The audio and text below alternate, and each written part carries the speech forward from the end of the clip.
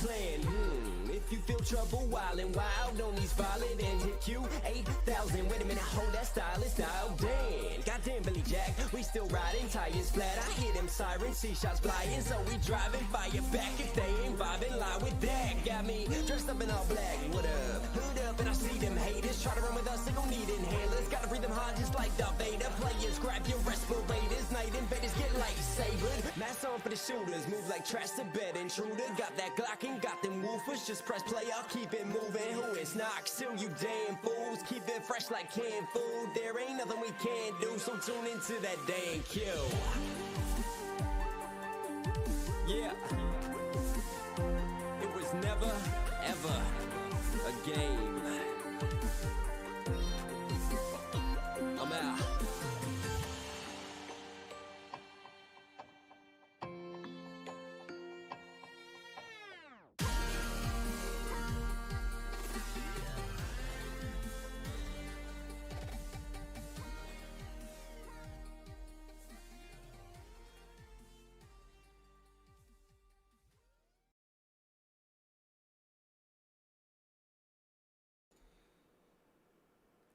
Hey, what's going on, everyone? Welcome back to yet another showcase as a part of the Summer Game Fest live reactions. We are going through the Xbox and Bethesda showcase today. This one did air on Sunday, so obviously I was not here to watch it live.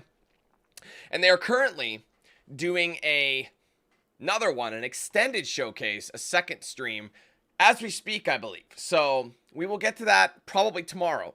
I did look through some of the other showcases. That's why it took me a little bit longer. I was kind of combing the desert of all the other showcases, and honestly, they were very, very small.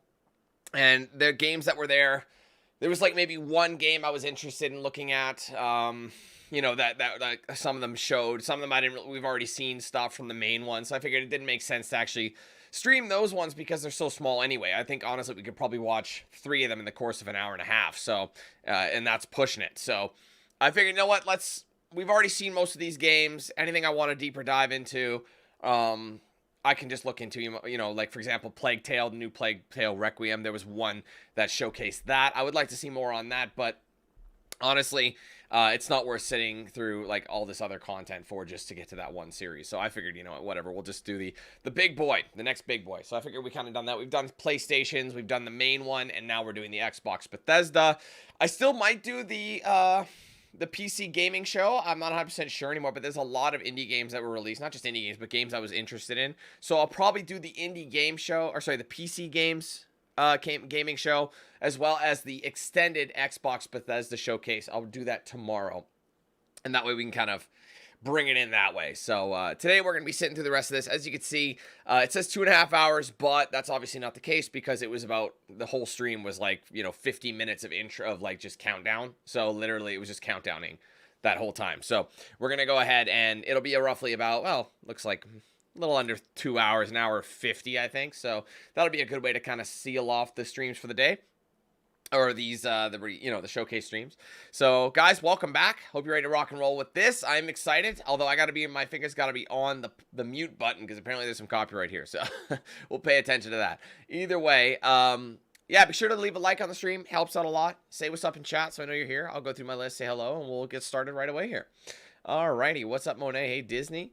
What's up, Annie, Alan, and Jaden? How you guys doing? What's up, Joseph? Hey, Grant and Gareth and No. Welcome back, you guys. What's up, Annie and Lynch? Welcome back. And I think that's everybody, actually. Yeah, there is. Yeah, a 15-year anniversary stream for Assassin's Creed. I can't believe that game came out 15. But yeah, 2007. So it makes sense. But I haven't played Assassin's Creed 1 since 2007. Maybe I should play that game because it's the 15-year anniversary. You know what I mean? I have not played that game since the start. It's been that long, since I was 16 years old. That's crazy. Anyway, it's going to be interesting. But I'm curious about this one. I heard some great things about it. I know some of the announcements. We're going to get another look at Starfield. Actually, our first proper look at Starfield. Because everyone's like, what do you think of Starfield? I remember when they first announced it, everyone's like, oh, Dan, what do you think of Starfield? I think it's going to be fantastic. It's like, how would anybody know that? They didn't show anything. They just announced it. So now that we have something to look at, we can give ourselves a better idea. See, that's how it gets you. That's why people jump to it. They see the name, they see the concept, and they immediately go, oh, it's going to be good. You can't think that way. You got to be critical of everything you see. everything you see, even if it's your favorite franchise. Be as critical as you possibly can. That way, you don't get sucked in to buying garbage, okay? I'm just, from experience, I know what I'm talking about. Anyway, welcome, guys, as I said. Fisher, Super, JN, Beers, welcome back, you guys. Thank you for coming. Hey, Bill, what's up? Good to see you all. All right, without any further ado, let's get started with the Xbox Bethesda Game Showcase 2022, the part one, I guess you could say, because the extended one is currently streaming. We'll watch that a little bit later, as I said. So, let's get started. I think, I just want to confirm that, yeah, 32-22. Okay, yeah, we're good. Let's rock and roll. Yeah, you don't pre-order. Pre-ordering just doesn't make sense anymore.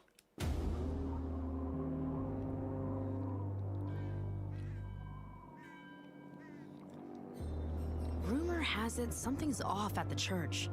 There's blood in the baptismal font, and pastor's gone missing. And my genius plan was to investigate it. Alone.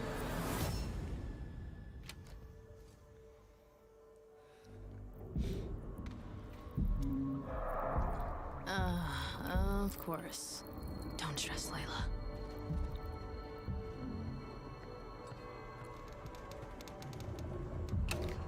Oh, shit.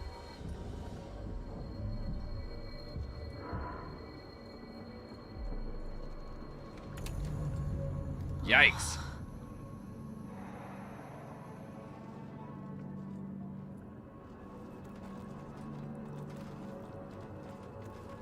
Oh my God. What was that? He is the truth in the darkness. He is the word in the shadow. I've seen the movement in the dark. I've seen the shadow. I see you. Oh, Lord! I'll bite out your heart. Oh, God, oh, God, oh, God, oh, God.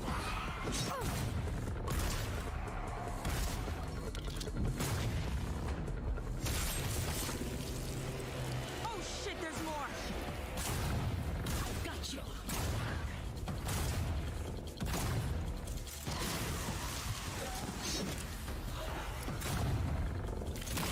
Kiss her ass goodbye. Jacob! Oh, thank God. Come on, let's find the others and beat feet. You know, Redfall used to look like it was straight out of a postcard. A picturesque island off the coast of Massachusetts.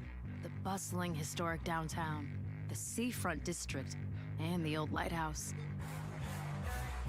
Then, something happened. People started vanishing, and those who didn't sold out. Big time. Fast forward, basically everyone's either a vampire, a cultist trying to become a vampire, or dead. And these aren't just trashy movie vampires. These monsters blocked out the sun and pushed back all the water. Totally cut us off from the outside world. Gotta admit though, if I have to be stuck on an island full of vampires, I'm glad it's with y'all. Feelings mutual, I guess. Aw, thanks, Jacob. We've also got Remy, our engineer genius, and her little robot buddy. She means you, everyone. Who's a good robot? Who's the best robot? And our resident expert on all things creepy. I prefer the term cryptozoologist, but to each their own. Last but not least, yours truly. I have these weird powers. We've been digging for answers but haven't found much beyond blood and death. Luckily, the vampires and their sycophants aren't discreet about where they like to nest. I'd bet the answers we need are inside those tourist traps turned fortresses. Spotted some bloodsuckers in their fan club near the festival grounds. Let's start there. Ghosting out.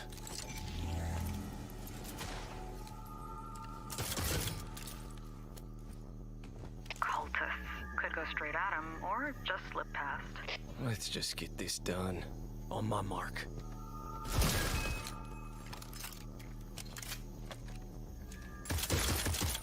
Oh shit, blood bag! They know we're here. Look alive! This one is mine. Going up. I'm getting like Left 4 Dead vibes if it were vampires. That's what I'm getting right now.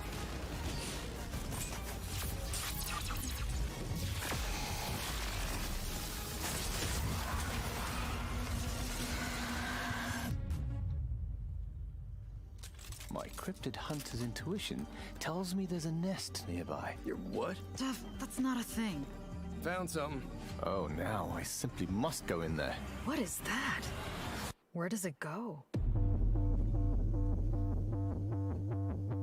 Some kind of collective consciousness. That's impossible. There's the movie theater. I used to come here all the time. Why'd they have to mess this up for me? Ah, shit. It'll collapse any second. Run!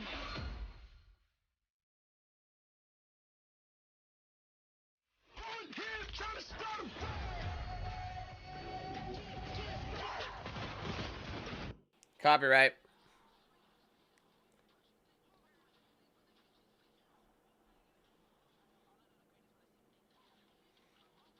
Skill trees, co-op. And the dialogue did seem cringy, but yeah, it seems okay. Redfall.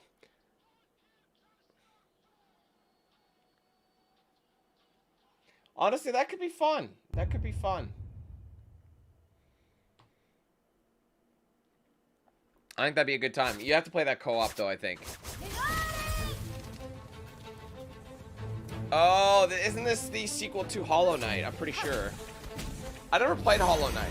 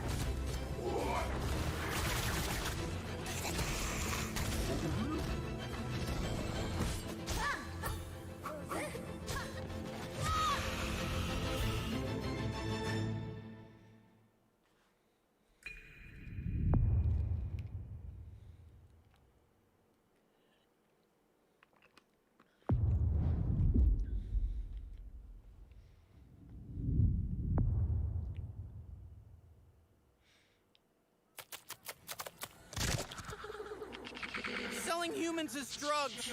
You're the only one that can stop them. I realize we're gonna have to take out the entire alien drug cartel. Oh my god. You're just gonna leave me here in what, space? Everybody lives in space, including you. All right, Thought I you're a recognized bounty that hunter voice. now. You gotta help me rescue my friends. They're Gatlians, just like me. God damn your music.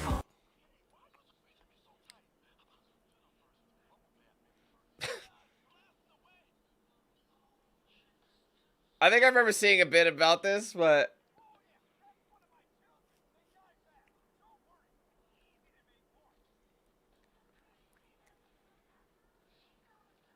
it's not a Rick and Morty game. It's not. It's just made by what's his name?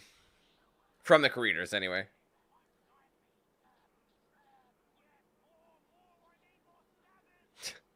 Oh my god.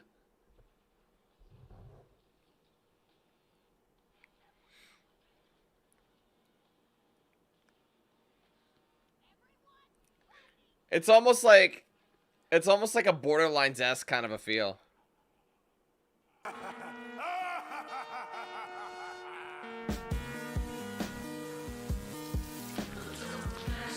Hi on live. Everybody. Well, okay. Well,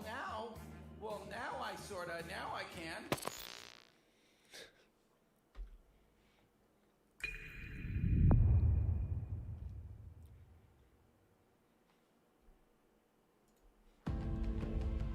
Welcome to the Xbox and Bethesda Game Showcase. Today, we're doing something we've never done before.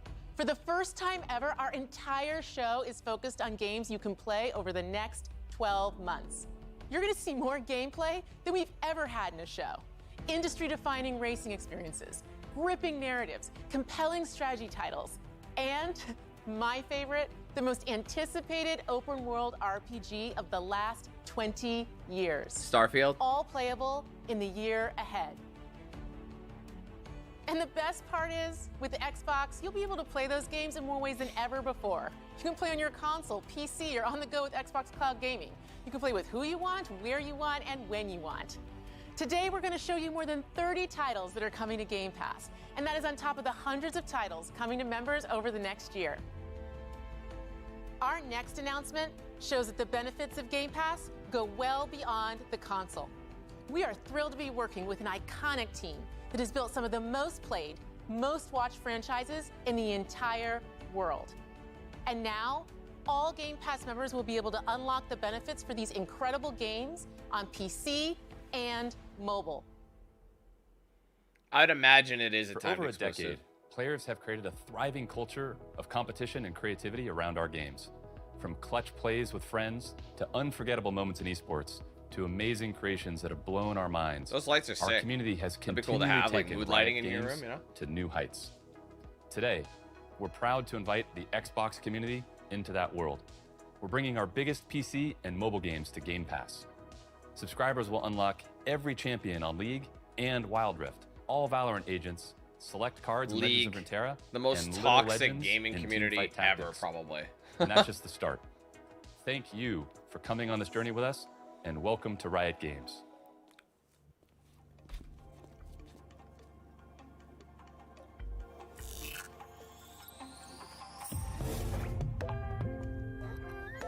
Home sweet home.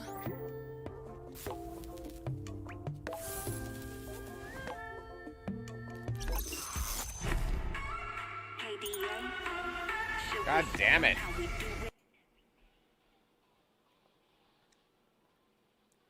Sorry, guys. Man, they're using a lot of stuff, aren't they? Ugh. Is it okay if I skip League, people? Dude, that sounds like Cardi B.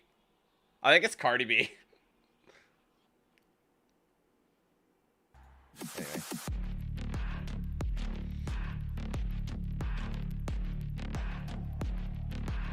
I never said Rick and Morty fans. I never once said that. I said League of Legends. Not Rick and Morty. I'm sorry, Amicia. Oh, good. Fuck, dude. This is the game I was wanting to see anyway. And okay, good. This is, dude. This is Plague Tale. Awesome. He's not dead yet. Let's go. I'm excited for this game.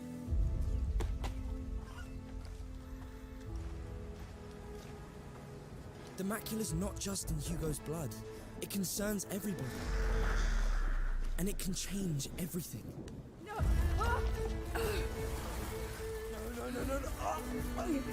Rotten flesh. Chris, welcome back to the membership program. Thanks for rejoining. No more killing soldiers. No more killing us.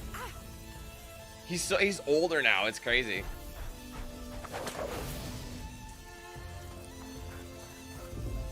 Look out! There's a kill!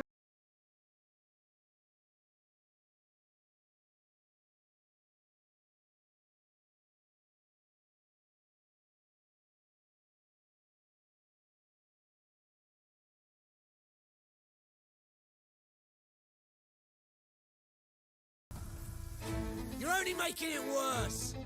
Amicia, don't! I'm tired of being afraid. I'll show them that it's over. Finally! See? They're nothing to be scared of. So it was all distractionary. Now she can actually fuck. Oh my god! You are not them. She can actually fuck people up now. Hugo. Do it. Quick. Oh, that's Hugo. Oh, my bad. I thought it was Hugo for a second. I'm like, Hugo's got like, holy shit, Amicia. You gotta protect me. It's just wrong one. That wasn't Hugo. I was gonna say, he got old quick. That's funny.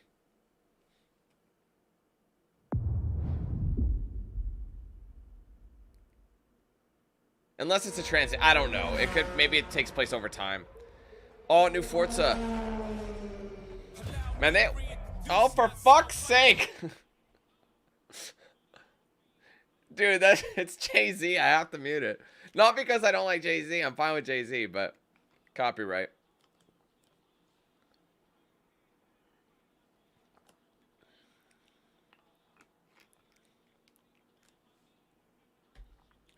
Man, when was the last one? Forza 6, yes?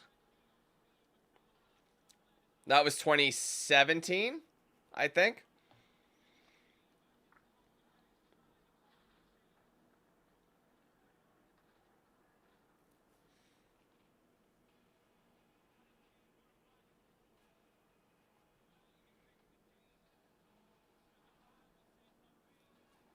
Seven. That's the one I'm thinking of. Sorry, but it wasn't 17, right? Yeah. Sorry, I mixed them up. And they're just calling it Forza Motorsport. Why not call it 8? Like, it just gets confusing. Just call it the next number, dog. You know? Forza Motorsport is back. I'm Dan Greenwald, GM of Motorsport, and I'm joined by Chris Sasaki, creative director at Turn 10. Turn 10 makes a good racing game, though. They're good at it. Its photoreal beauty and state-of-the-art immersion. Built from the ground up to showcase the Xbox Series X and S consoles, including techniques like real-time ray tracing on track.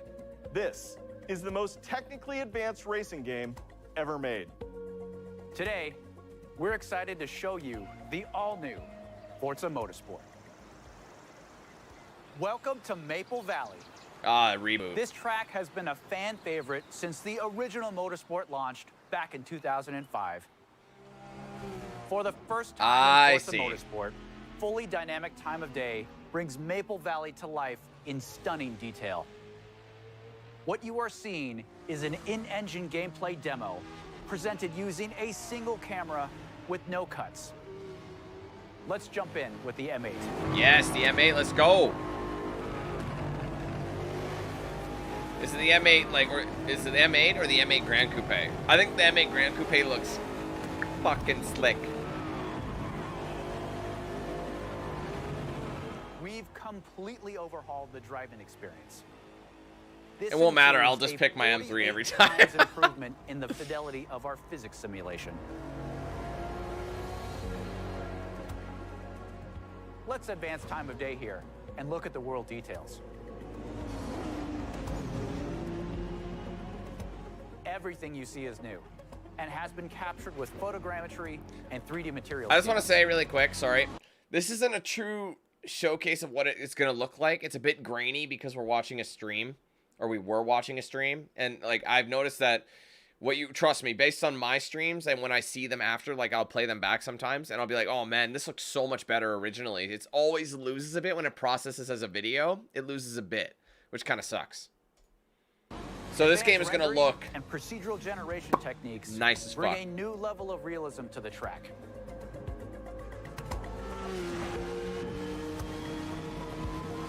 I gotta get a wheel now, man. Like, I've been playing way more racing games, so I gotta get a wheel. Here you can see the beautiful fall colors of Maple Valley. The grass does look good. Rocks, 3D vegetation, skies and clouds. No, it's not a remaster. It's a reboot. Generational leap in beauty and detail. Let's advance time again. What, different like season altogether? We're looking at our all-new dynamic time of day. This is a fundamental system to the new Forza Motorsport, and like weather, is available on every track. These new simulation details add further depth, drama, and dynamics to the racing experience. I wonder what the career is like.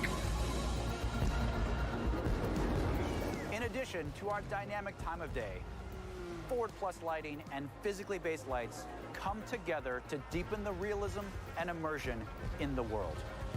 Changes in the time of day also change ambient temperatures, which affect track surface temps. Grip is also affected by these track temp changes, rubber That's cool. And of course, weather. Let's head to the pits. We've added features that players have been asking for. Tire and fuel management, multiple tire compounds, and new depth in car building create the ultimate racing playset. Fuel management is pretty sick too. I mean, they should have had multiple tire types already. Bring out you know, incredible softs, detail in the gold heat intermediates, wet, you know. aluminum and carbon fiber. That should have been there before. Engine bays with their complex Gran self-reflection Turismo did it. is a place where ray tracing really shines. Car damage is a racing reality. In Forza Motorsport, car damage is reproduced down to the individual scratches on the bodywork. You can see here some of the new details in the directionality of damage, how the paint peels away at exposed and raised edges, in the wheel abrasions, and even in the dirt buildup.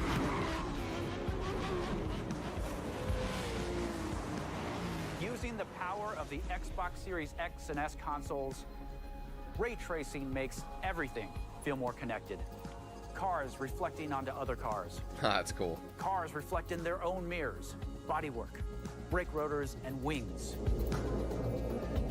Things just feel more natural, more real. We believe that the accuracy of our overhauled physics, the beauty of our cars and tracks, our new dynamic time of day, advanced car damage, and real-time ray tracing on track lead to a generational leap in immersion. This is the all-new Forza Motorsport.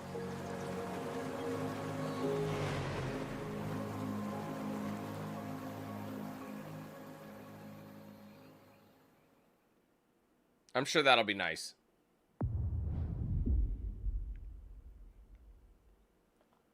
I'll end up playing that one, I'm sure.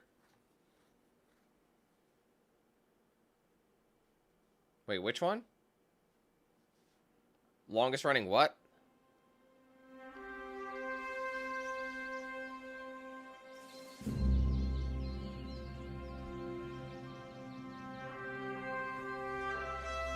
Oh, Flight Simulator. Shit, I couldn't think of it for a second. I'm like, which game are you talking about? What's up, Tyler? Hey, Judd. Hey, Mole. What's up, Andre? Hey, Danny. I mean, these type of games, they just look, the detail on them is insane. Like, you know what I mean?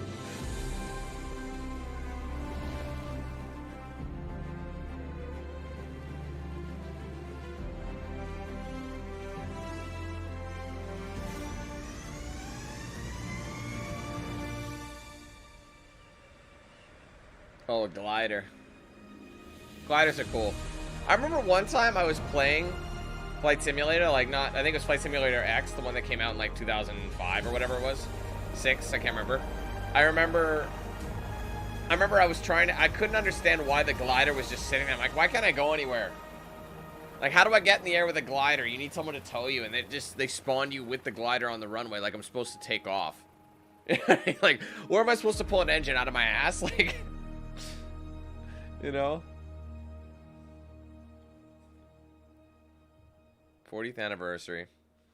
I remember landing a Boeing 747 in like heavy storm. I remember doing that.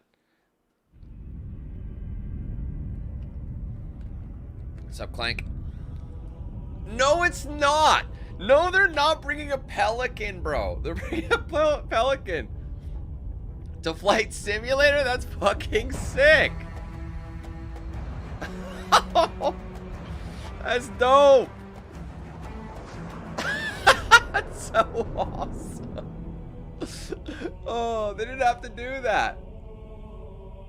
Oh my god. That is fucking epic, bro. That is so epic. Oh, that's great.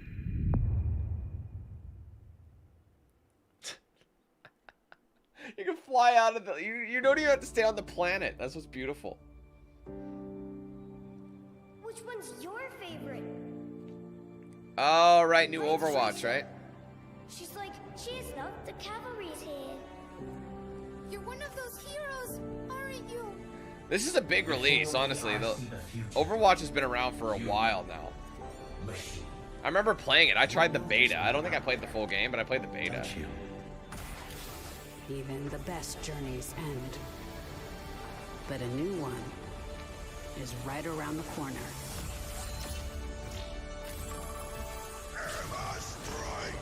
Is Overwatch still super popular? I mean, I know people still play it, but... Let's take him to the wasteland. One punch is all I need.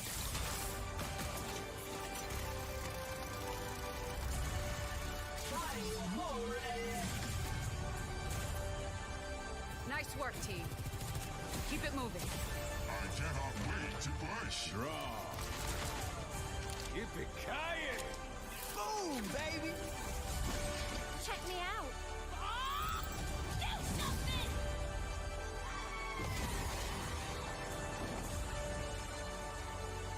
Get in there. I remember when Overwatch came out, roughly. It takes a team to take I remember very quickly people made like porn versions of all the characters.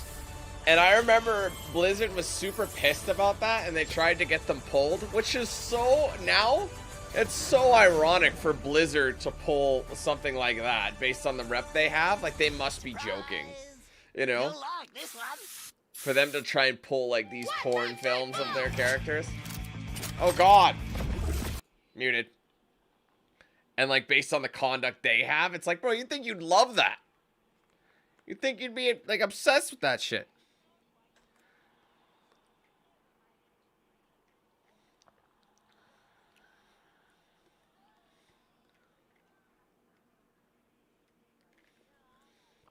There you are.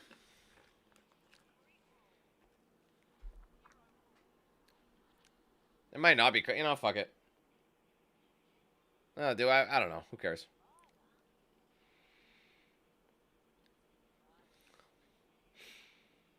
No, you didn't. No way, Clank. Are you kidding?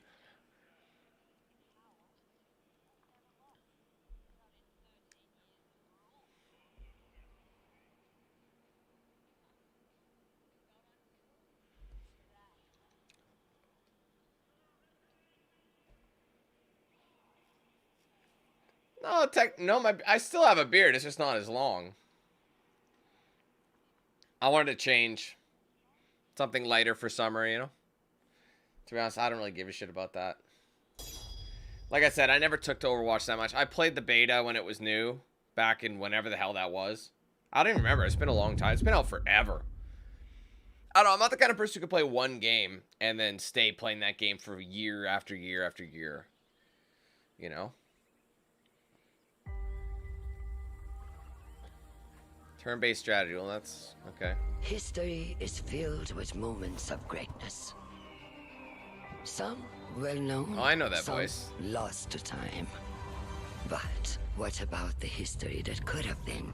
If you were it. I just had him. I'm like, where do I know that voice from? She plays Admiral. How would you reshape What's her name from Mass Effect?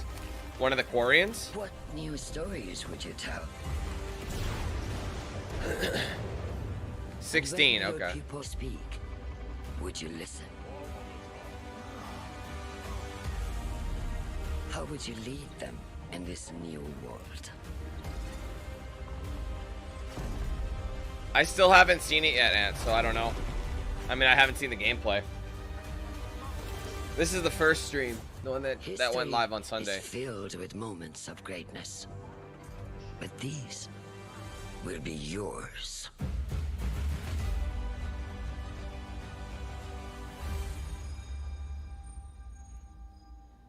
I will let you know, though. I'm intrigued to see more about Starfield, though. I think that's their big game in this stream, so we'll probably see it towards the end. If I understand correctly. It's good to be here, celebrating what's going to be our biggest year yet. That includes a few of the projects being developed across Bethesda's 8 studios, starting with Redfall, and the world's first look at gameplay earlier in the show. Redfall is from the studio that brought us Dishonored and Prey. It's got so much of Arcane's DNA coursing through its veins. Compelling heroes, open world campaign, deep customization. Solo or with friends, we can't wait for you to play Redfall when it releases early next year.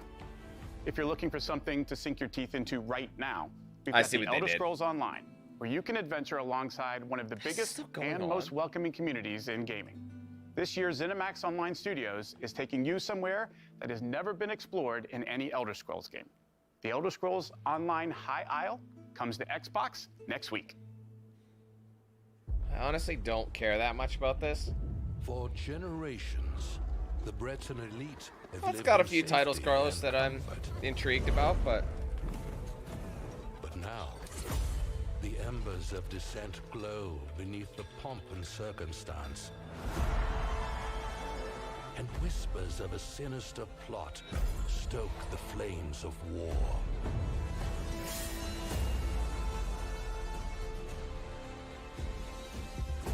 At the heart of the conflagration sits the Ascendant Lord.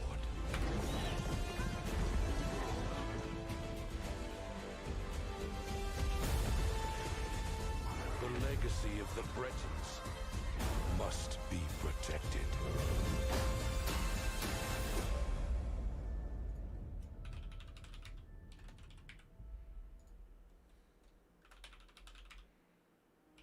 Fallout turns 25 this year. As we celebrate the legacy of this storied franchise, Bethesda Game Studios takes Fallout 76 players out of Appalachia for the first time and returns to a beloved location. Expeditions The Pit is coming this September. Come in. Come in. I'm calling you. If you're hearing this, we need your help. Anyone, anywhere. If you're receiving this, and you're brave enough, come join us at the pit. Your arrival's the first good news we've had in a while. It might not look like much. This place is our home. And together, we can take it back. From these rad-worshipping fanatics. oh god. Nope, gotta mute that.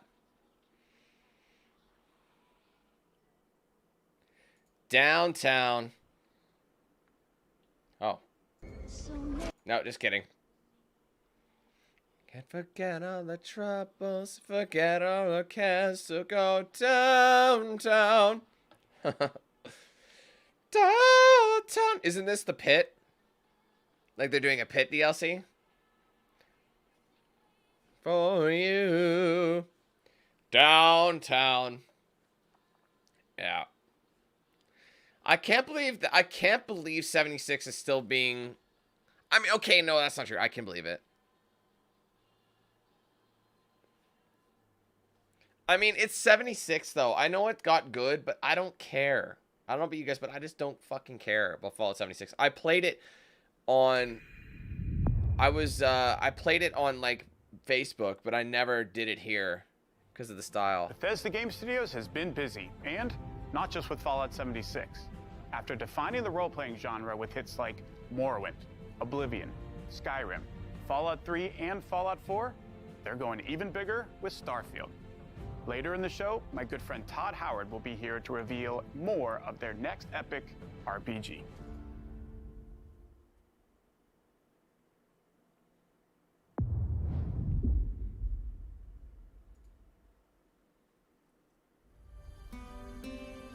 Okay, I'm excited for this.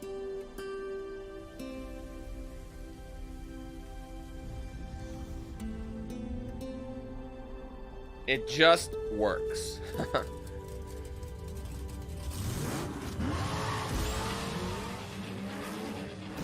Like, come on, dog. Hot Wheels again, let's go!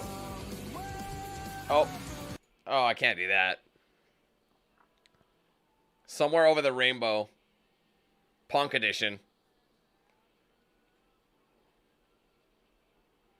I mean, I know they did a DLC for this back in, I think, for Forza Horizon 3.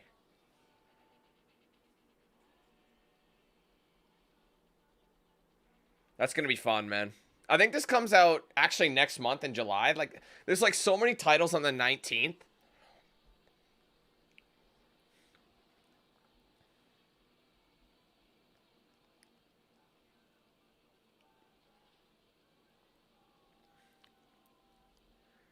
That'll be fun, guys.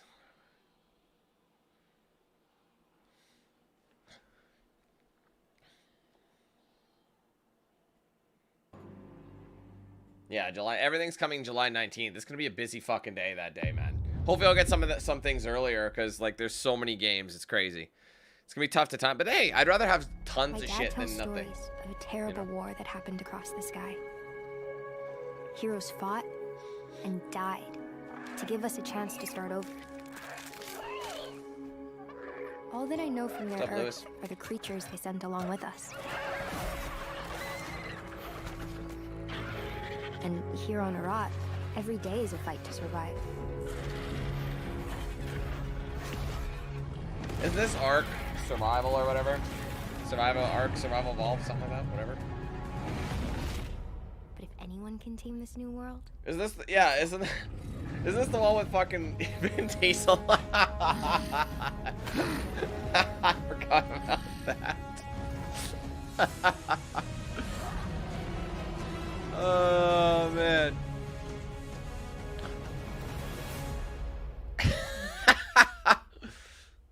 Ark Family.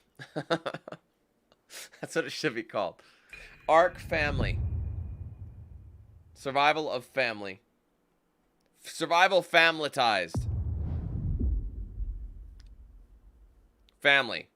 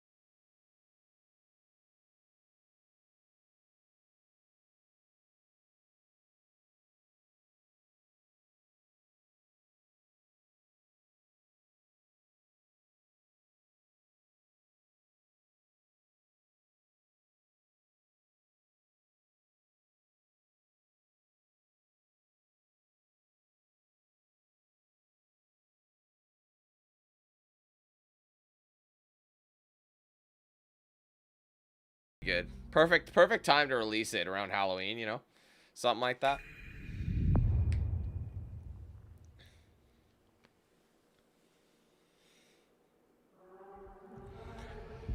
When the gods first emerged from the great below, we saw them as saviors. Instead, they unleashed a pestilence on our world. No one yet knows if you can kill a god. I, for one, intend to find out.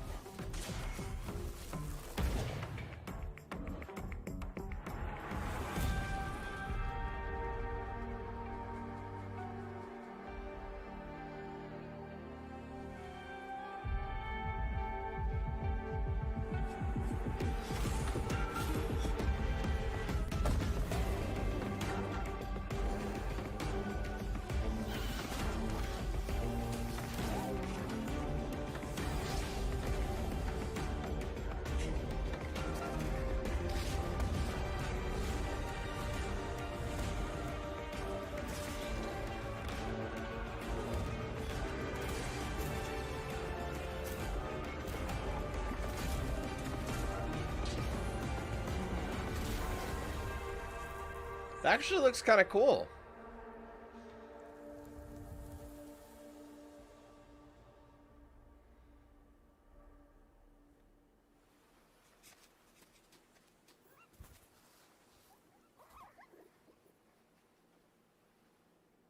Some big-eared fox, though.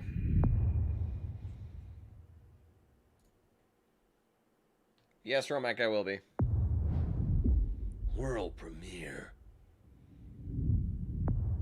Xbox Game Studios presents Mojang! So, It says a new game, but it's gotta be Minecraft. Yeah, okay, well.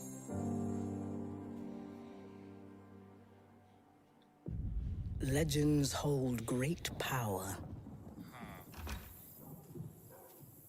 They are the dreams we weave into our shared story. Some legends tell of peace and the beauty of simplicity.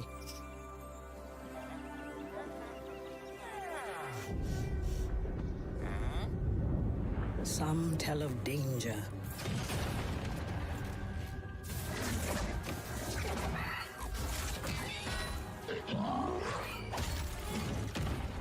and the end of all things.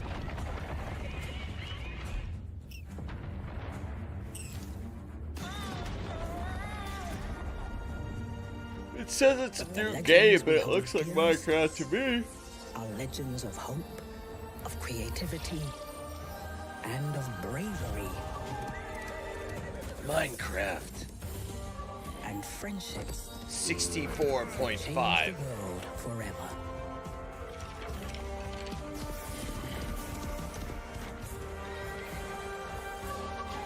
This is the legend of a united overworld.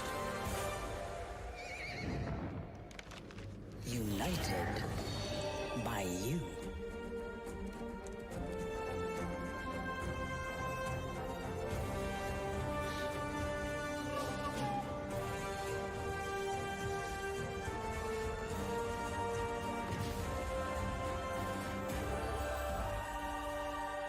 I'm not gonna lie, guys. That one looks boring as shit.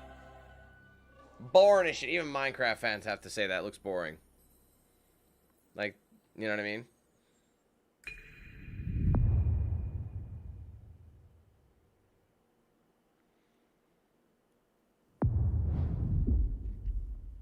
World premiere. Constant launches. Wait, is this?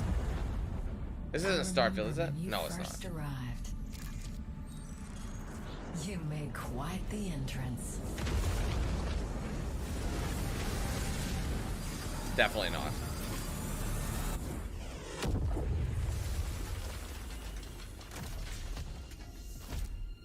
You wanted to make a new life for yourself.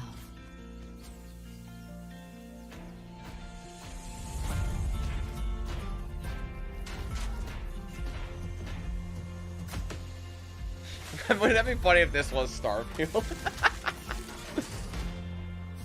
And this is the music they gave us, and it's just... Everyone would have been like, you sack of shit.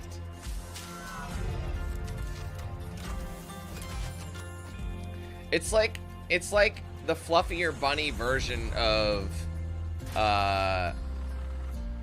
what the hell is it called? No Man's Sky.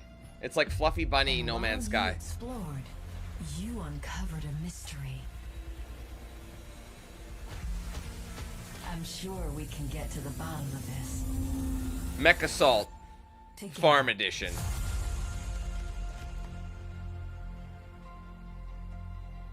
...2001 a farm sim. Exactly. What are you doing? I'm planting carrots. I'm afraid I can't let you do that, Dave.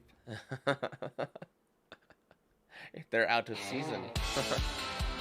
Ah!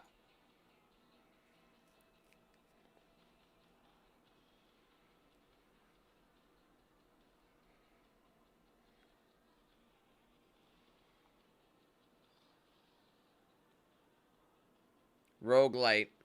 Not a roguelite fan, naturally.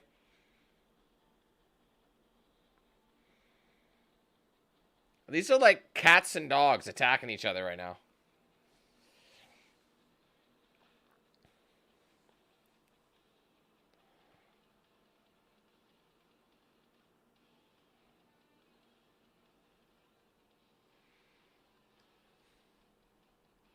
Nah, not much point, no. I'm not going to be playing anything from Nintendo anyway, right?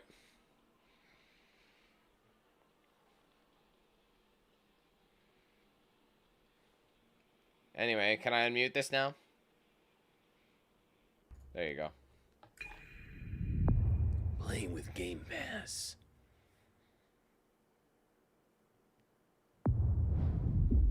It's a launch exclusive.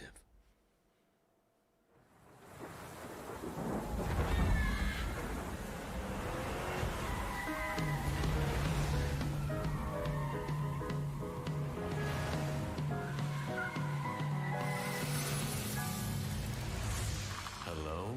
Anyone here?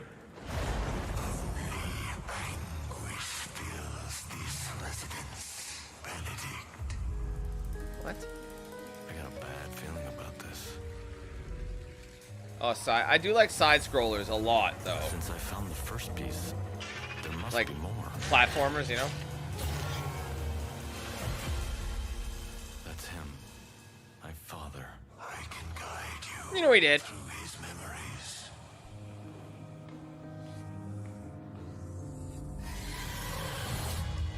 We're close. Don't let your fright hold you back now.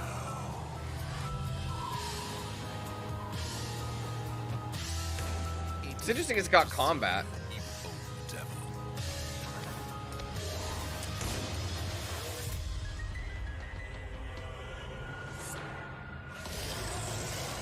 Very Lovecraftian, isn't it? Pull yourself together, Benedict. That seems kind of neat. That might be cool to check out.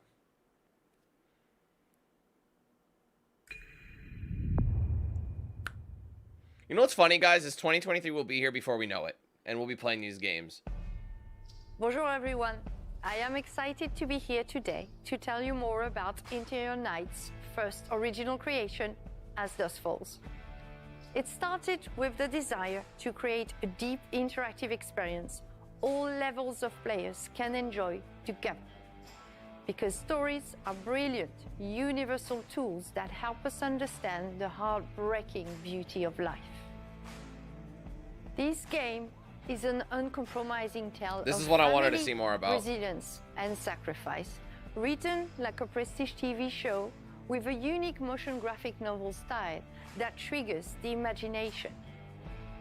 This is an interactive story powered by video games that gives you agency over the lives of far from perfect human beings.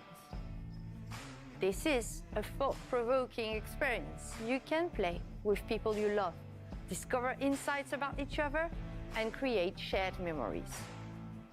As Dusk Falls is an emotional experience that we hope will leave a mark with everyone who plays it. It's coming out shortly, I think. Like as in July, August or something like that. It's not far. It's like live action, but they put like a comic book style kind of a design over top of it. Because I think they use real actors in this. For most people, Turok is just a pit stop. Wasn't taking the scenic route your idea?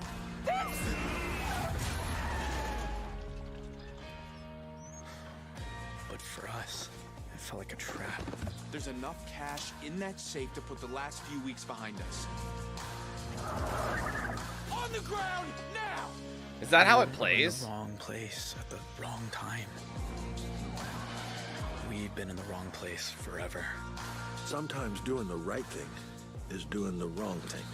I've got eyes on two hostages. None of us escaped that night. It's okay. Even those of us who made it out alive. It is kind of graphic novel-y, like literally, even with the transitions. We've taken very different paths in life. But they all lead back to Turok. Get rid of the cop. Hey there. Evening. Hey, Sam. Say, you haven't seen three fellas in a blue pickup, have you? Nope. Been here all day.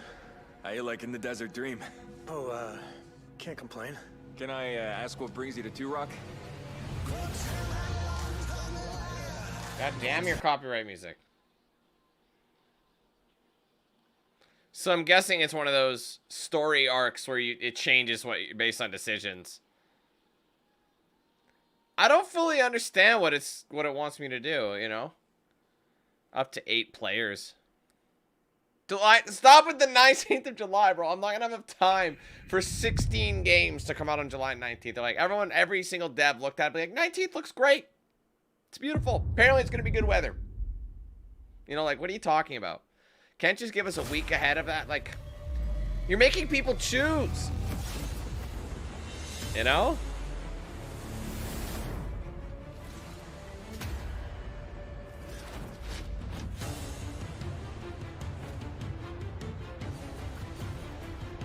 God damn it, I don't care.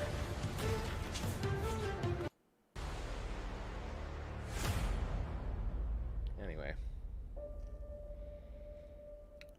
We do not care.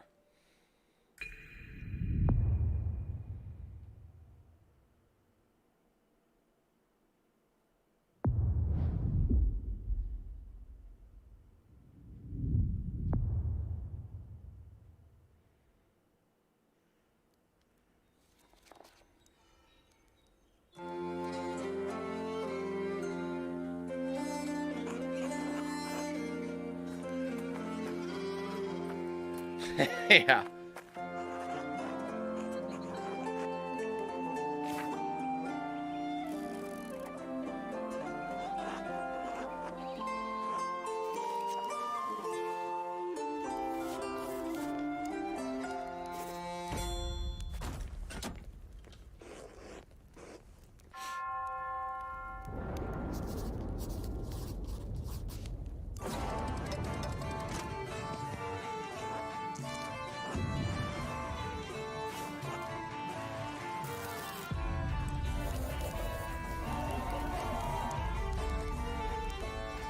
Oh, excuse me.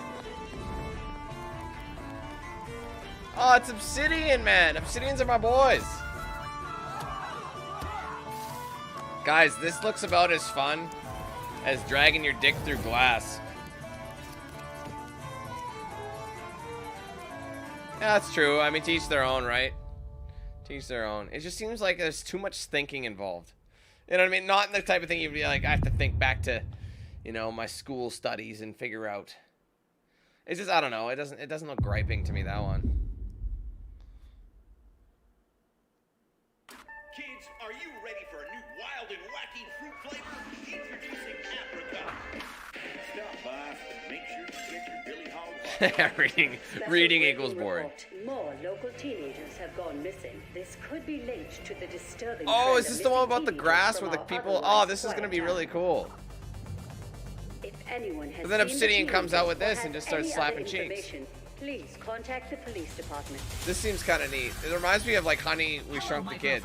Honey, I Shrunk the Kids. Great news! Virgil knows you might be a little homesick, but that can be repaired. First, you will need to survive the yard against terrifying insects and treacherous wastelands. It's all in the background, just small beetles and shit. My ship is a little rusty, but with a little maintenance, we can unravel why you are here. Before someone or something terminates your tiny existence. 1v1 a ladybug. You know? The big boss, the grasshopper, with a praying mantis.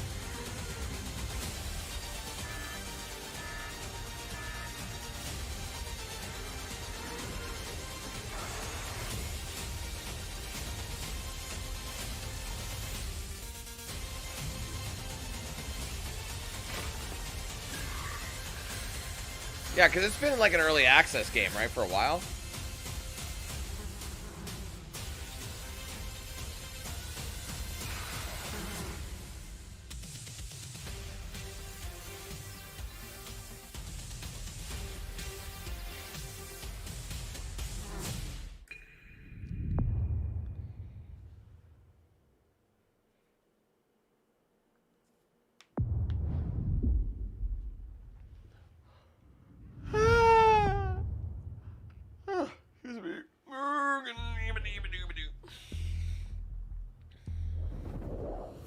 Helios.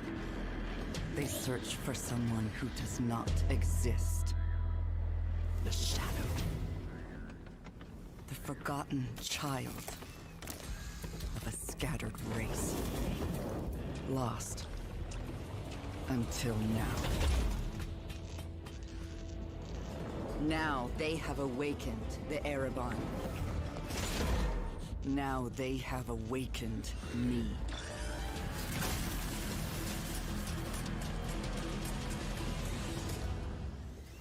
But I am not their hope. I am their reckoning.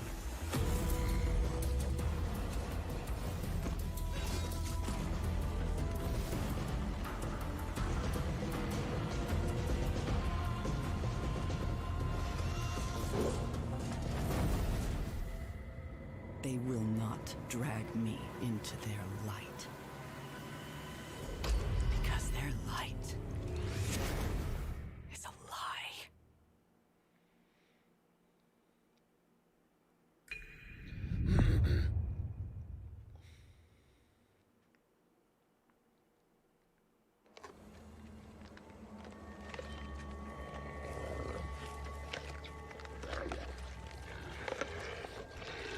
I speak now to those who heed a darker call.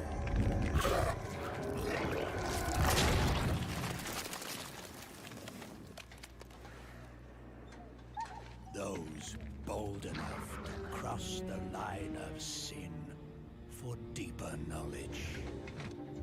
Who follow an unquenchable yearning, born of blood and bone.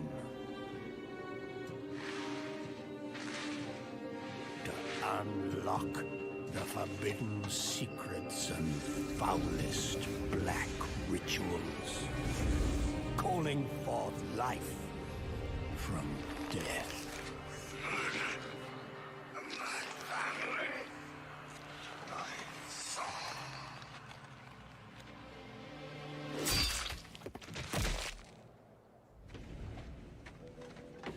The fuck was the point of that? Why'd you bring him up just to fucking kill him again? Embrace this power. You must take it into the world. And you will be shunned, scorned. What's up, Luke? Marked as a living sacrifice to this profane knowledge.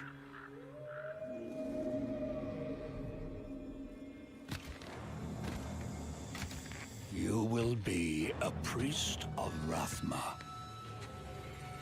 a necromancer.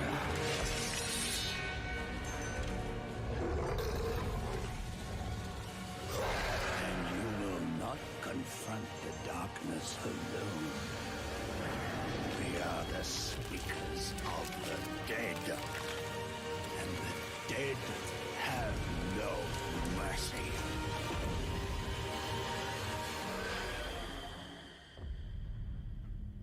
Oh, it's Diablo. Well, shit, that makes more sense.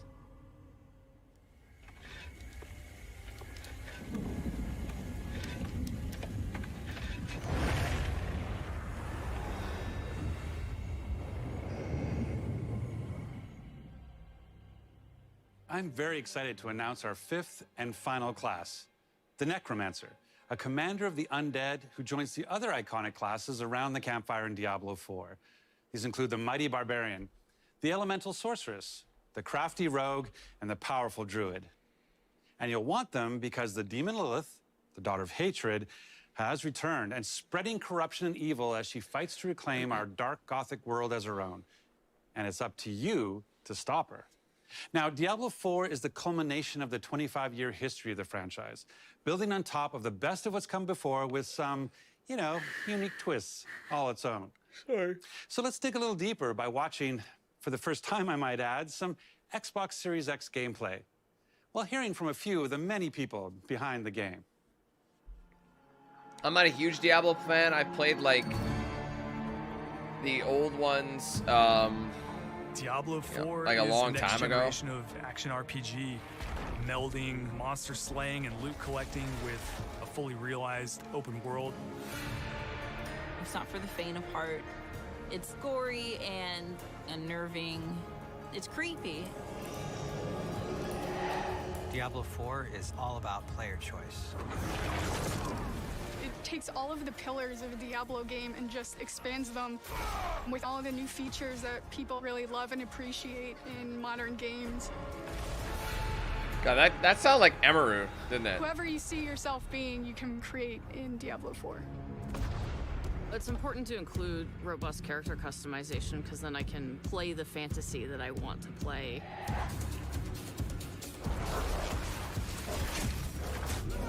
It allows you to switch around your playstyle as well.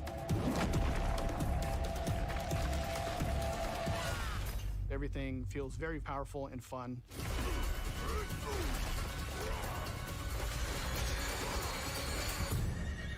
One of the really cool things about having an open world is your journey that you take throughout Diablo IV is your own.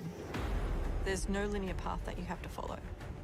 We've got almost 150 dungeons in the game. There's all kinds of surprises as you're exploring. Strongholds are an enemy territory that you need to reclaim. You might have a space that begins as a hostile area, but after you've cleared it out, the evil in this place has been cleansed. It now becomes a friendly town. Sometimes it's a new town, sometimes it's a new dungeon. There's a whole bunch of rewards that you get, and you have a real impact on the world as a result. No, you can't leave us here. They might come back any moment. Local events are really cool little story segments that happen within the open world. You'll just be running through the world and then a local event will pop up and you can choose to participate in it or get a group together and just wail on these like giant world bosses. These are events that take a lot of people and you really have to work together. Being able to see all the players on your screen, collaborating, trying to take this big monster down, it's epic. Everyone's just gonna be Leroy Jenkins it. It's so easy to create a community. It makes Diablo more of a social experience. We've got fully enabled crossplay. If you have an Xbox and your buddy has a PC, you're gonna be able to group up. Or you could play couch co-op. Two people on a couch can sit there and have a great experience. We've created specific zones where players can engage in PvP. If you go there, you can start swinging away at people. But you're also opening yourself up to being swung at. If you're like really, really good, the game actually marks you as like a champion on the map. You basically become a loot pinata and everyone wants to chase you down. That'd be fucking annoying. I'm not gonna lie, that'd be so annoying. The last story mission is really the beginning of a whole different part of the journey. Now you're set up for the end game, and that end game is rich with things to do that allow you to get more and more powerful. Whether it's new items or new dungeons or new Paragon boards, every single time you come back to play Diablo IV, there's going to be new stuff for you to experience. And it's something that we're going to support for years to come. I'm really excited for folks to get their hands on Diablo IV. Just to see millions of people really enjoying the different options. Through the campaign, local events, couch co-op, endgame, PvP, it almost doesn't end. And we are so close.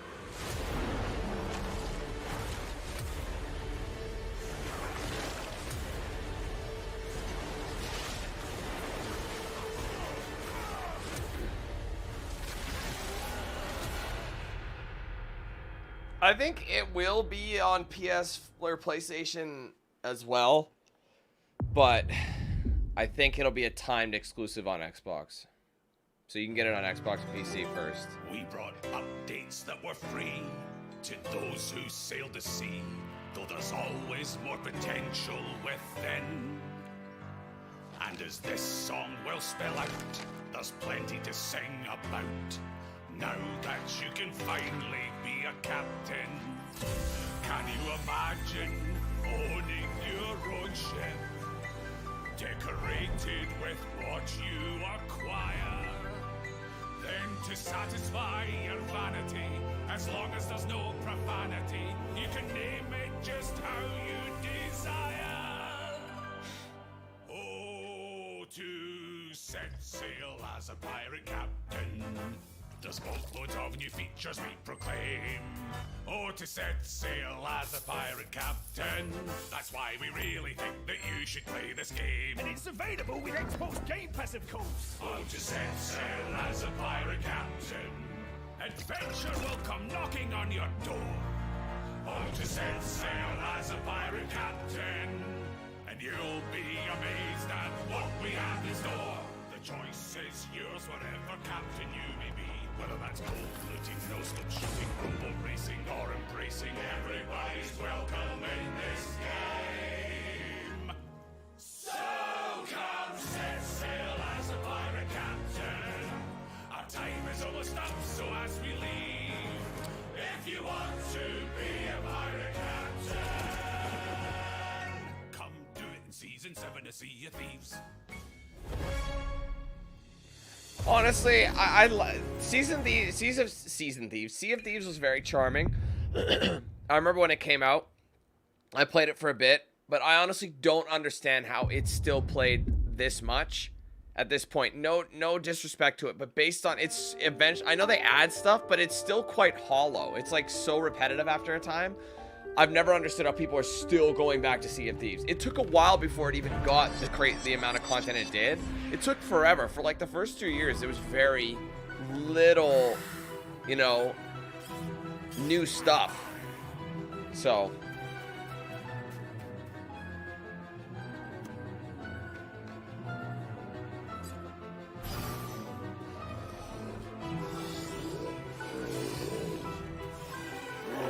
Oh my god, that's giving my trypophobia something. Oh god. Oh, I'm getting itchy. Fuck, don't show me that boss. Jesus Christ.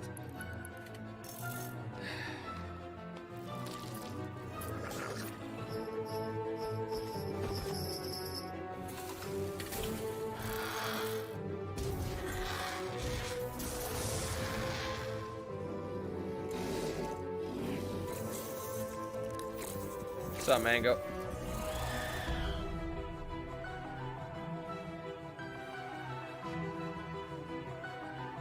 Interesting art design. It's like a hybrid between modern and like 8-bit graphics.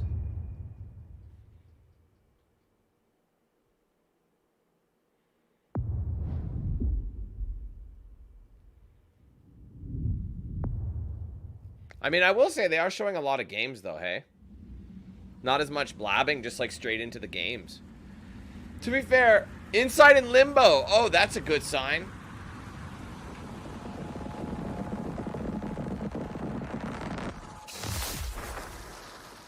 Man, Limbo and Inside were both sick as a mother, so I'm hoping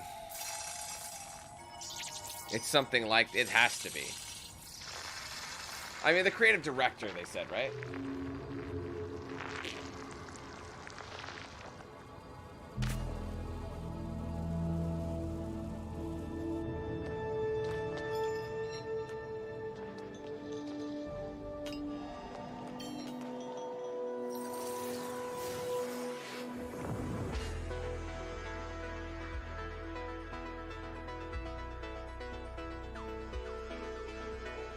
So puzzle elements.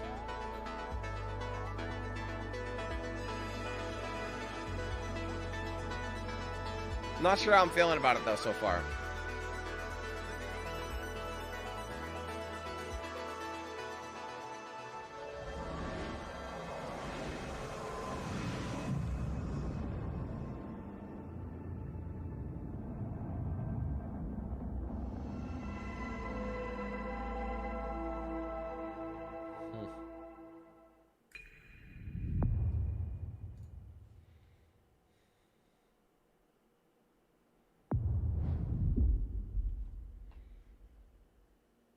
Yeah, it's definitely not the same at all.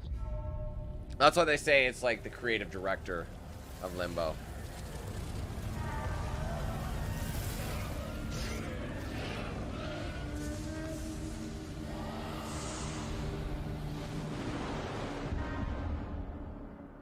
I found you. Right, Team Ninja, what game were they known for making? I know that studio.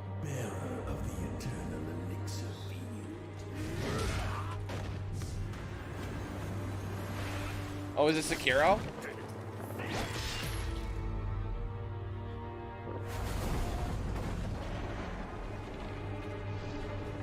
Oh, Ninja Gaiden as well. Dead or Alive. Neo.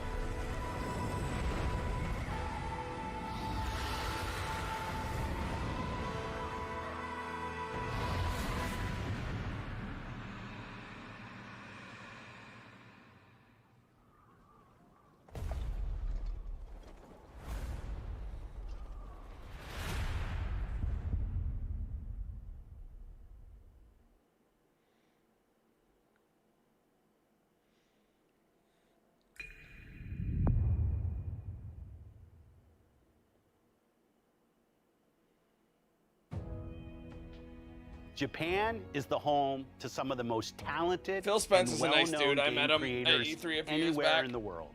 He just kind of snuck We're up on me. I thrilled think to I was be playing working with Outlast Koei too. Tecmo to bring Wolong Fallen I'm just playing and Phil just comes up. Day one. I just I'm look over my also shoulder and he's just excited to be standing there working with and Team starts Ninja. chatting. It was a long history of building incredible action games for Xbox, and it's great to be working with them once again. We know how important it is to our fans to continue to bring more Japanese franchises to Xbox. I'm excited to announce the return of one of the most highly requested and beloved franchises to Xbox from our partners at Atlas.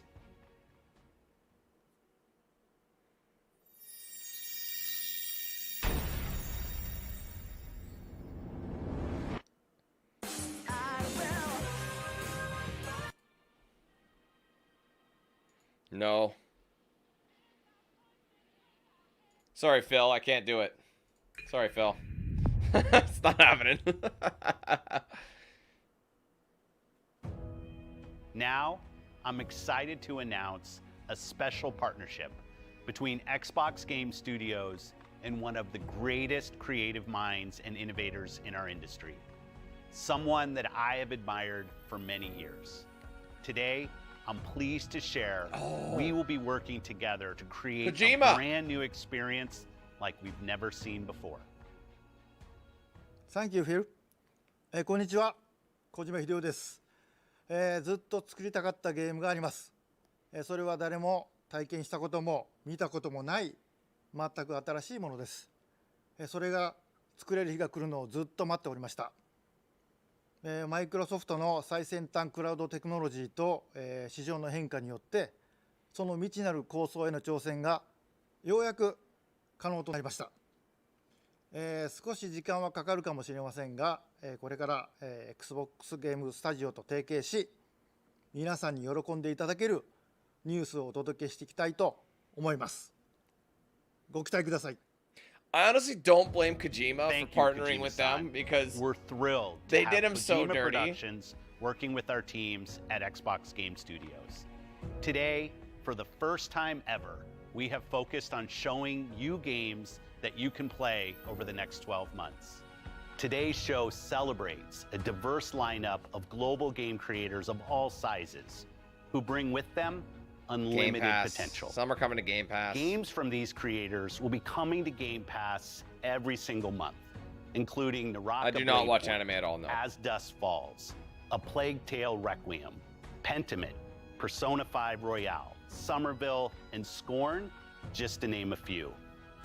And we start 2023 with the launches I can't remember of their some of the name. most anticipated titles from the teams at Xbox. The studio and Bethesda. Kojima used to write for. Redfall, All the Minecraft time. Legends, Starfield, Forza Motorsport, and more. This has been an incredible year as we achieved record growth Can't remember across their name. console and Game Pass, with millions Konami. of people playing Yeah, our yeah. games every single day. And we have you to thank for that. Whether that's new players joining us through Xbox Cloud Gaming or our longest fans playing on Xbox and PC, we could not have done this without you. A year ago, we welcomed the talented studios at Bethesda Softworks to Xbox. Their teams have been hard at work, bringing their franchises to Game Pass, shipping updates to their games, and building new experiences for you to enjoy. We know that everyone has been eager to see Starfield. Our show today has highlighted gameplay, so it's only fitting that we end it with an extended first look at one of the most anticipated games in Xbox history. This is Starfield. Okay, I hope I'm going to be excited and not disappointed. But people seem fired up. So, I go in optimistic. Oh, I gotta relax though, man. My legs are sore. When you're just watching, you gotta chill. Oh, stretch. Alrighty. It just works. Guys, it just works. It just works.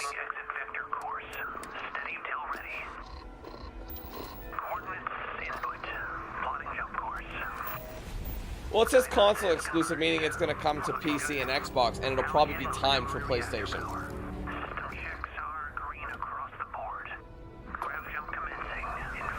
But I'll be playing on PC, so it doesn't affect me now.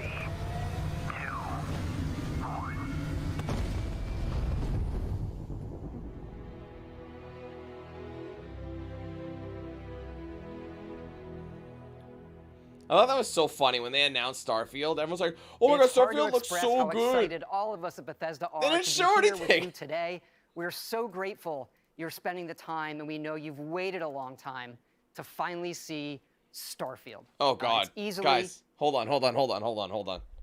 1 second. This is not good. Hold on, 1 sec. Shit. 6. Oh my God, you guys, this is not good. We both know what. Bro, look at his jacket. And this is the same same jacket from when he announced 76. The next Fallout.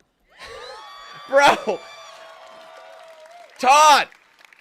Fallout 76. He's wearing the unlucky jacket. Guys, it's gonna bomb. Starfield's gonna bomb. The size of Fallout. No! Todd, what are you doing? Todd! No! Todd! Our most ambitious game ever. Like our previous games, Todd! It's an epic role-playing game where you get to be who you want and go where you want. But this time, you'll be exploring space. So let's jump right in.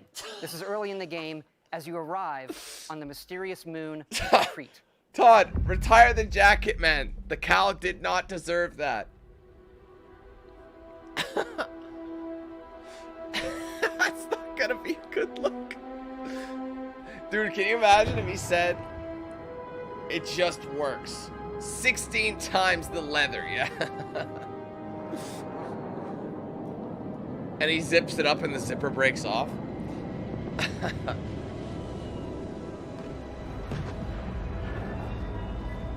Honestly, I hope it's good. Honestly, they managed to turn Fallout 76 into something decent, but man, did they fuck up right off the bat.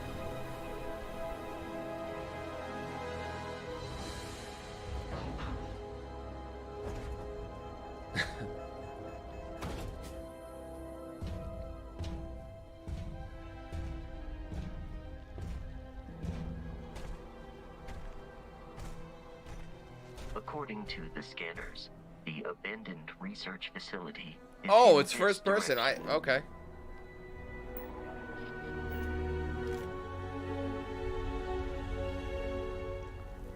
This camera zooms 16 times the zoom. Ew.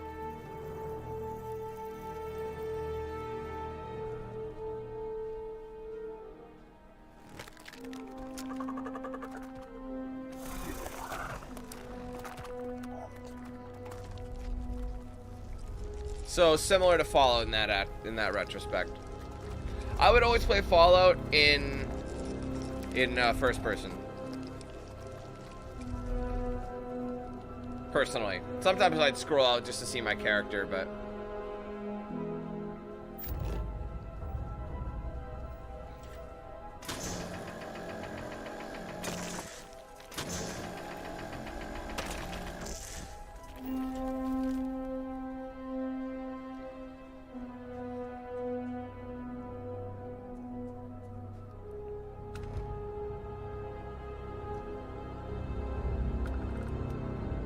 Yeah, I'm getting a No Man's Sky vibe too. It would appear that pirates of the Crimson Fleet are using the facility.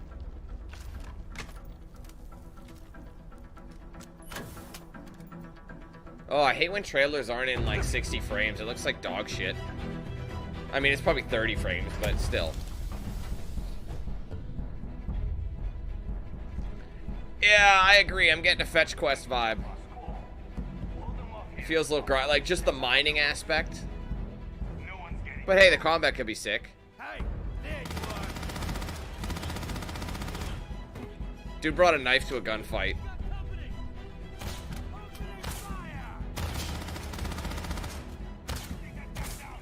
It's not a timed exclusive? So it's only Xbox PC? It wasn't it originally? Wait, no, when did they acquire Bethesda though? That was last year, wasn't it? So I guess PlayStation ain't getting it.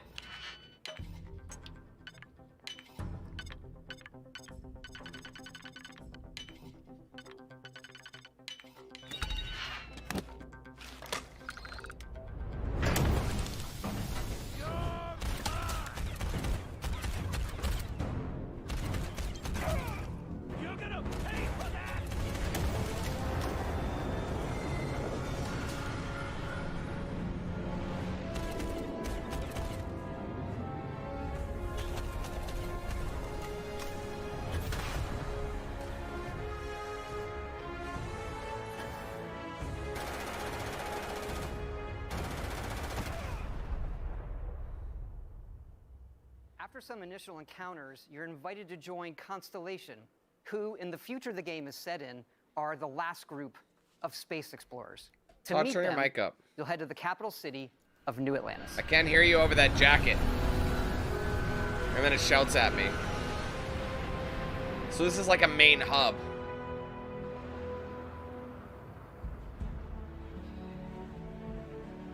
I mean, this is kind of neat. I dig this.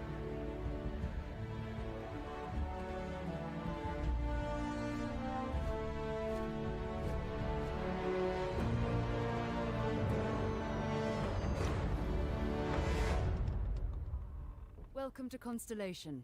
We have a lot to talk about. We're all here because we're committed to the biggest question of all. What's out there? These artifacts could be everything we've been looking for. As to what they are, what they're building, you'll be part of solving that puzzle now. Yeah, I was getting an Outer Worlds feel too. It's like Outer Worlds, Fallout. You found something? A new guy found it. You dug up the artifact, right? That And means like you there was solved like a surrogate visions? mother of No Man's Sky. It's like Outer Worlds and Fallout had a baby, but they needed No Man's Sky to be the surrogate mother to carry the baby. Because the uterine wall was no good. Beautiful, isn't it? The man who sold me this told me that it spoke to him. Of course, the settled systems is full of groups with other priorities. That's the Crimson Fleet! Everybody get ready! The fleet doesn't follow the rules. Agree to work for UCC Steph. Together, we take down these cutthroat pirates. We're not just here to shoot the bad guys. We're peacekeepers. We protect the people of the Free Star Collective. When you sign up with the Crimson Fleet, no one quits. The only way out is death. The path ahead may be dangerous, but we are not stopping. Most Dusties don't even make it this far. Because whatever lies at the end of this road will change humanity forever.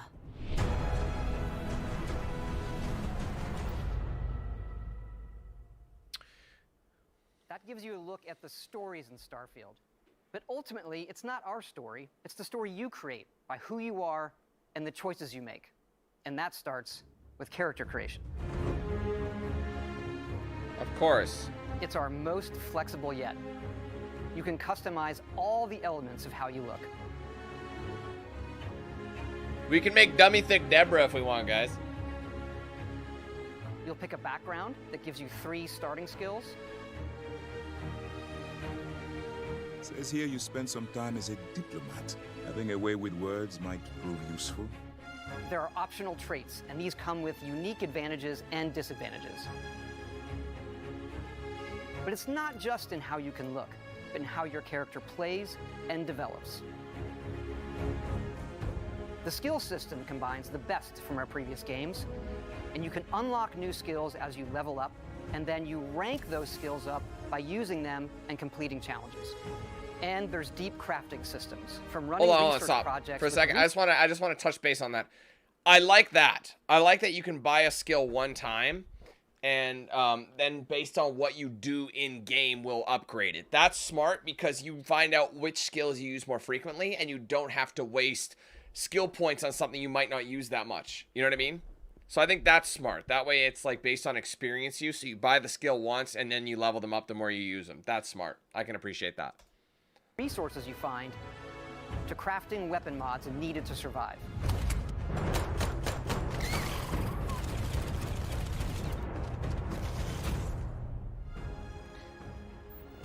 I don't know what to feel about this And game yet, you can honestly. build your own outposts. These act as a home away from home for survival and resource generation.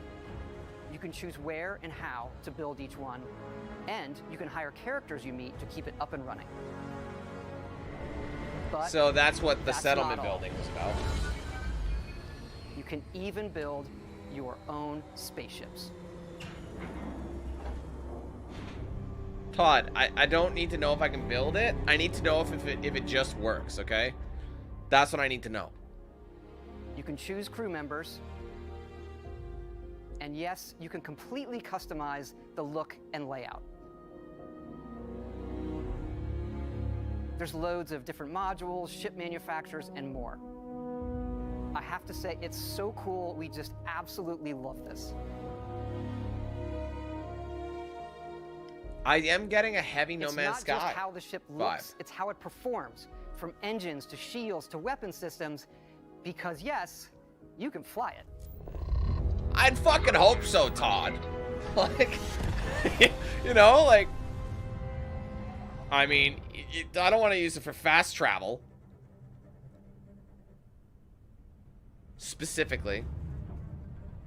Now, my question is, will it handle differently depending what kind of mods you put on it? Like, can you put this big fucking supercharger on this bitch and just, like, kicking off, like, a few thousand ponies? You know what I mean?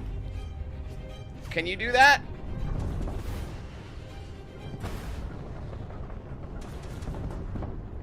I will say, this would be fun as shit, but that planet looks hilariously fake. Look at the Saturn lookalike. That looks fake as shit. It looks like we're in a kid's bedroom. And he's got one of those mobiles. We're just flying around his mobile. That Saturn looking planet looks like shit. I'm not gonna lie. But this combat would be pretty fun. Especially if it's your own custom made ship. Like the planets look, they look like they're like plastic. They don't look like they have atmosphere or anything. You know, I know some are rocks, but they don't look realistic as much. Do you know what I'm saying? Do you guys know what I'm saying? The planets look a little weird. They look like they're just like solid rocks. Like every single one is a rock. Not all of them are gonna be rocks. Like they're gonna have their own atmosphere. They're gonna have gases and shit like that.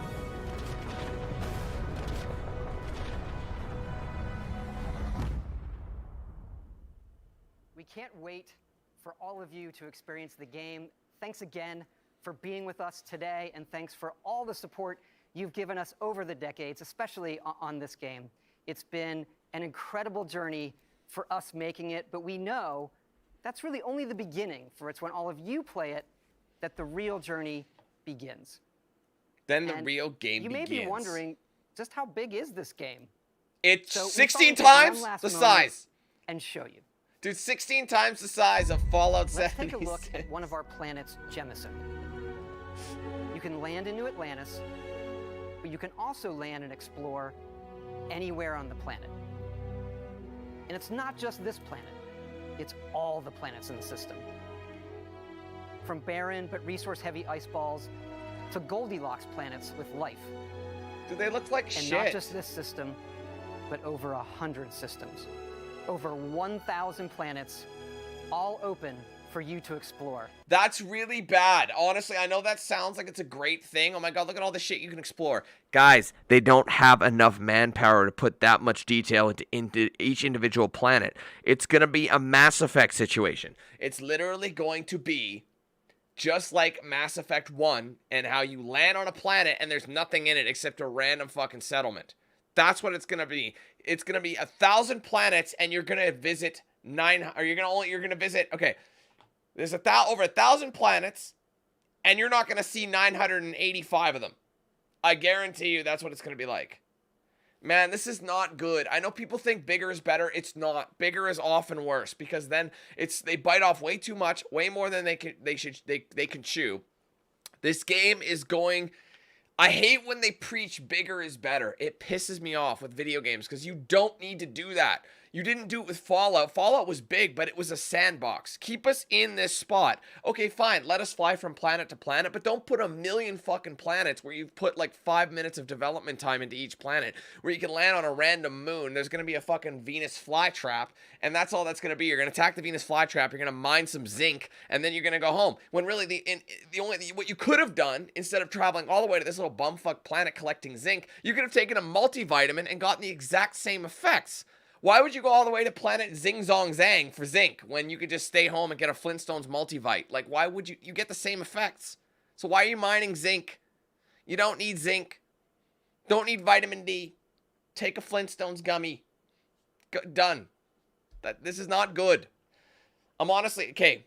Here's what I'm interrupting this for now. Because, you know what? No, I'll talk about it after. I'll explain my thoughts on Starfield after. I have a bit to say. We can't wait to see what you find.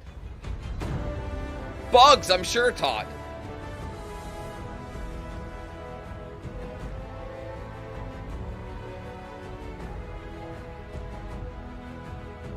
It just feels like open and generic in certain areas.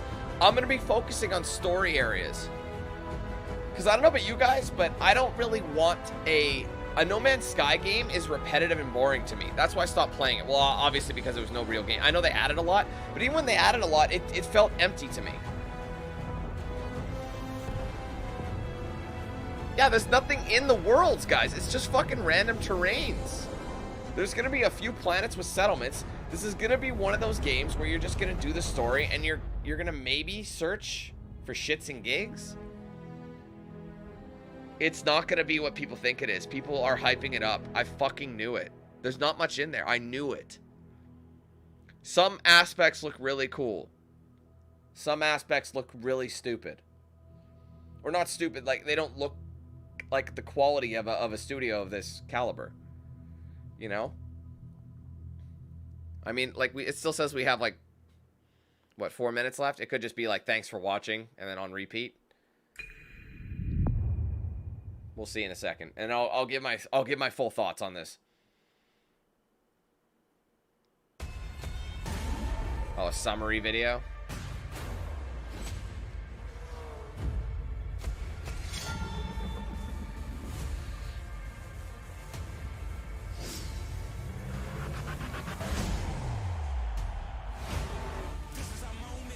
Yeah, we get it. Blah blah blah. Okay. All right, guys. So let's discuss things. So the showcase, overall, not too bad. There's some games I'm looking forward to. Nothing super mind-blowing, but, you know, there's some titles I'm looking forward to trying. A lot of indie games that really haven't done much for me, but we're going to talk about Starfield really quick, okay? Before I sign this stream off, we're going to talk about Starfield. Here's the problem with mainstream game development. They know, based on what people play, open world is the winning combination. But let's think about it, guys. How many open world games in the last 5 to 10 years have, not 10 years, let's just say 5 years. The last 5 years have really blown your mind. Name one open world game that's blown your mind, like an original Fallout or, shit, I don't even know what else. What other open world games are really, like, I don't know, like a GTA even. You know what I mean? How many games have really blown your mind with that kind of size? When you get way too large, Fallout 76, okay, Elden Ring. Okay, I'll give you Elden Ring. Ignore Elden Ring because that's not really on the same plateau. You know what I mean? I mean, it's its own thing.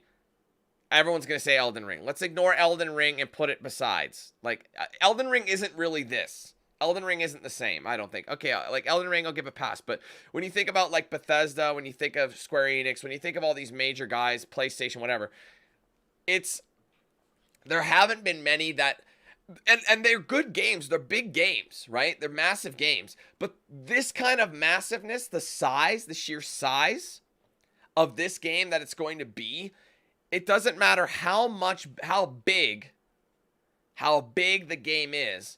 They always try to go bigger. That's what happened with Fallout 76. Bethesda has been making weird decisions lately, and they keep saying, keep going bigger, keep going bigger. No, don't go bigger. No one wants bigger. Just add more depth to your already large game. It doesn't have to be the size of the fucking galaxy.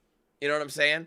So I'm going to mention, if you plan on making a big-ass game, like I'm talking a massive game that's going to be like as big as they try to make, with as much substance and detail and depth and enjoyment to it, you need to be working on that game forever. Like years upon years upon years upon years. I'm not just talking a few years, like 3-4 years. You need like 6, 7 to 8 years to develop a game of that caliber. That's why GTA 6 is taking fucking forever. Okay?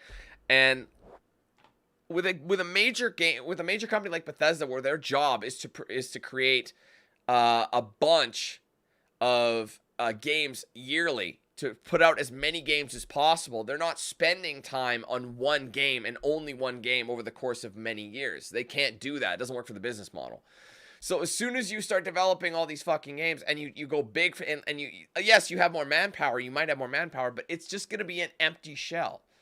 I will say the shipbuilding, the all that kind of stuff, that's kind of neat, for people who are into that thing. It's not going to be mandatory. You don't have to do it. But I can tell that, like, the introduction was supposed to capture me. You know what I mean? I'm supposed to be pulled in.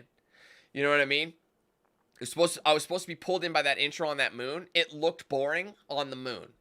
Once we got to that hub and started seeing a bit of dialogue, it looked a little more interesting. But, like, opening with that, and I'm like, okay, I'm scanning, and now I'm, like, harvesting fucking iron or whatever he was harvesting. And then there was a couple of, I don't know, enemies to shoot, and then I went into a base, and I shot a couple of pirates. It just seemed like, and every time they showed each planet, and they kind of panned out, they zoomed out, and we saw it, what did you see? Terrain, trees, that's about it. I don't see life. There's only a few planets that are going to have life. So I wish they scrapped these thousands of planets. As soon as he said there's over 1,000 planets to explore, that pisses me off. Because each one is going to be basically copy-paste with a different coded terrain, with different generic enemies on it. There might be a thing to drop in on, but it's going to be just like you drop in, there's going to be a place, you loot it, you shoot a couple enemies, you get out of there. There's no reason to go back to it. So that really is disappointing. Honestly, I had a feeling about that. Whenever Bethesda announces a big game, people overhype it before they even see it. That was my beef with the announcement last year. Everyone was all about, oh my god, Starfield is going to be so good. What the fuck are you talking about? How in the hell can it be so good when they didn't show anything? That's the problem with modern gaming today.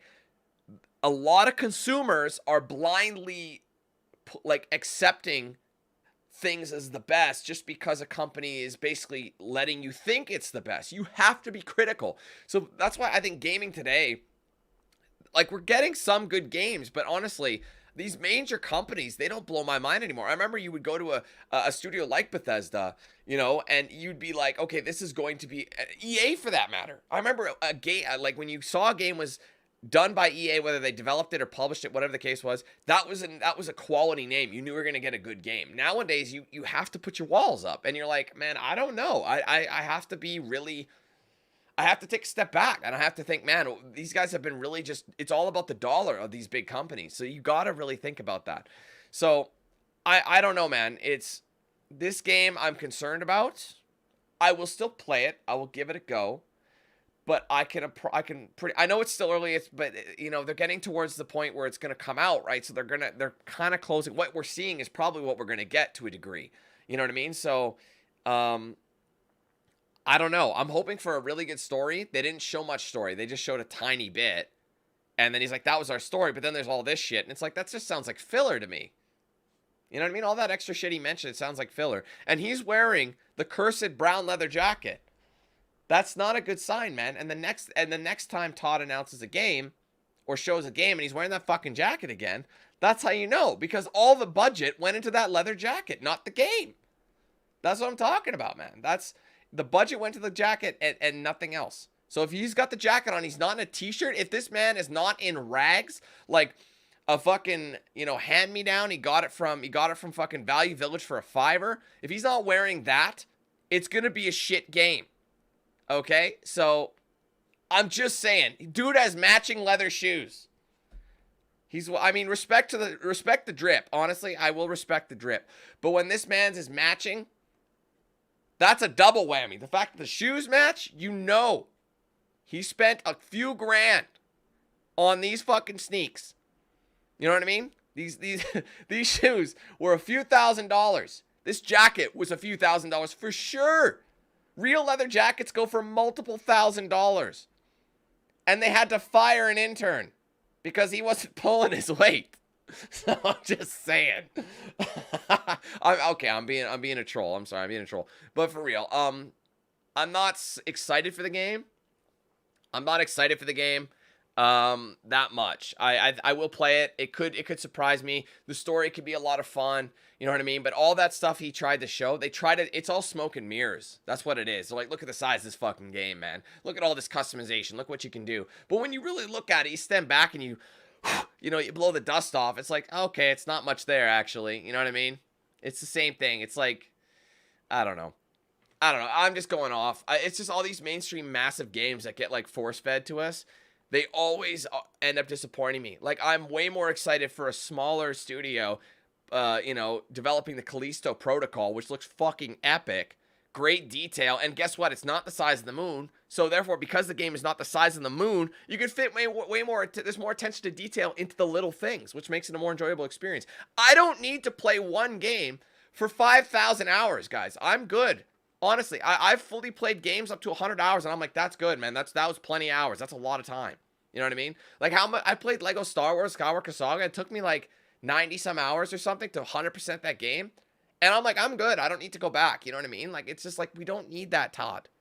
I would love it if you have some side quests, but they better not be fetch quests where I have to go get this, like, this man's fucking space lizard or something. I have to go save his space lizard. 1 minute, the fate of the galaxy depends on me, but let me just go to this planet in the butt crack of the galaxy and save your space lizard because this pirate wanted to, get back at you for you fucking his girl back in, like, fucking 2255. You know what I mean? Like, we don't got time for that shit. I don't know. Like I said, it could be funny. It could be fun. Enjoyable. We'll see. I will play it, like I said. But overall, I'm curious to see what they're... I will stream tomorrow. I will probably stream either the PC game show. I might do the PC game show because there's some games I want to see. I'm debating on that one. We'll see how long it is. And I will be doing the extended version of this, okay? I will do that stream that actually went live today. So I will be playing... I will stream that tomorrow. And we'll see how it comes out. I think there's only 2 more left, like I said, if I count the PC stream. And then after that, I'll just fill it with something else. Maybe play some NBA or something. But I think it's important that I get the deets on these so I know what I'm dealing with. Because half the times I miss these press conferences. And I end up, like, not having an idea of what people ask me about. Well, I want to be able to give you guys a proper analysis of what I think. So, anyway, some games, super excited for. Some games... don't really care for it. Unfortunately, that's just the nature of the beast. There's so many game developers out there now, it's hard to really sort out the good ones from the not so good ones. And obviously the genre, the style has to appeal to people too. There's a lot of games that look boring to me that would be entertaining to some. Again, to each their own. So we'll see what happens. I am looking forward to a lot of games that are coming out in the next few months. Check my project list if you guys haven't done so. Head to my channel, hit the About tab. It'll show a list. I've added a ton of new games that have new release dates, including all the way up till 2023. There's games with release dates in 23 that I've already added.